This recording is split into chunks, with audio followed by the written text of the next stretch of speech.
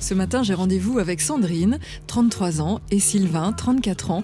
Ils vivent en couple depuis 17 ans. Salut Sandrine, salut Sylvain. Ça va ? Oui, vous ? Oui, ça va bien. Sandrine et Sylvain ont fait une première fécondation in vitro il y a 4 mois qui n'a pas fonctionné. Ça fait donc à peu près 1 an et demi, 2 ans qu'on a commencé la procédure un petit peu. Voilà, on a fait des examens pour voir d'où ça venait. Et qu'est-ce qui est ressorti de ces examens ? Ça dit quoi ? C'est monsieur, c'est madame, non, c'est les deux ? moi. J'ai gagné le chrono. C'est moi qui ai passé d'hormones en fait pour pouvoir avoir un enfant.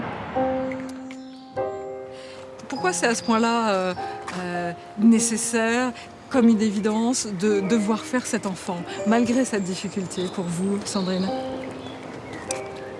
Ah bon ? C'est quoi ? C'est votre histoire d'amour qui dure depuis 18 ans, c'est quoi ? Oui, voilà, c'est vrai que ça fait un moment qu'on est ensemble, donc voilà, plus de 17 ans. Avoir un enfant, pour nous, c'est une continuation évidente. Hein. Voilà, oui. Ça vous fait culpabiliser de vous dire... Oui, que ça vient de moi, c'est plus dur que si c'était Sylvain. Ah ouais ? Oui. Pourquoi ? On dit qu'on est en faute, en fait. Oui. C'est un sujet que vous abordez tranquillement ou pas ? Non, pas tranquillement. Moi, je suis pas très bavard à ce sujet-là, donc... Il garde beaucoup pour lui. C'est vrai qu'au début, il avait un peu de mal à encaisser la chose, dans le sens La première fois qu'on nous dit qu'il faudra faire une procréation assistée, ça fait bizarre. Est-ce qu'on fait un peu le bon choix de forcer la nature ? Et est-ce que réellement, il n'y a plus aucune possibilité ? Parce que moi, je m'en souviens que la première fois qu'elle me l'a dit... moi je lui dis mais non, mais c'est probablement c'est un peu leur commerce, c'est ce que je me suis dit. C'est un peu leur commerce, ils poussent un peu alors qu'il y a éventuellement encore des probabilités de le faire naturellement. On va y arriver. Oui, On y va. C'est le docteur d'Ivry qui s'était déjà occupé de leur première FIV. Aujourd'hui, ils ont rendez-vous avec elle pour voir si une nouvelle tentative est envisageable. Bonjour Nathalie. Ils sont venus accompagnés. C'est bien accompagné. Voilà. Comment allez-vous ?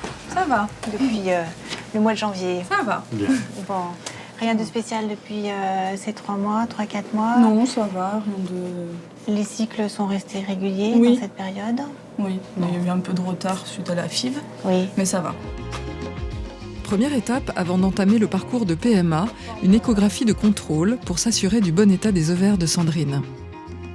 Et voilà l'ovaire ici, l'ovaire droit, avec 1, 2, 3, 4, 5, 6, 7 follicules. Parfait, il n'y a pas de kyste. Très bien. Mais du coup, il y a un truc qui m'échappe. Véronique, est-ce que ça veut dire que là, par exemple, tu pourrais décider de laisser faire la nature ? Parce que tu as dit, il y a une réserve d'ovocytes qui va bien. Alors, oui, c'est une option parce que dans le cas particulier de Sandrine et Sylvain, on n'a pas d'explication formelle à l'infertilité. Mais force est de constater que ça fait un peu plus de 6 ans maintenant qu'il y a un projet de grossesse qui n'aboutit pas. Donc, dans ces cas-là, il vaut mieux quand même intervenir. On a peu d'intérêt à laisser encore du temps, même si on ne peut pas du tout exclure qu'une grossesse arrive par elle-même sans aucun traitement. C'est chouette, ça. Oui. Faire pas espoir, c'est bien. Donc ce que je vous propose, c'est qu'on recommence un protocole sur le même modèle que celui qu'on avait fait la dernière fois, que vous connaissez, avec les injections qu'on démarrera donc au 21e jour du cycle. Ces injections d'hormones que Sandrine devra faire tous les soirs serviront à stimuler les follicules afin d'obtenir des ovocytes prêts à être fécondés. Merci à vous et puis on se tient au courant, bien sûr. Docteur, à dès demain, j'allais dire. À dès demain. À dès demain. Merci.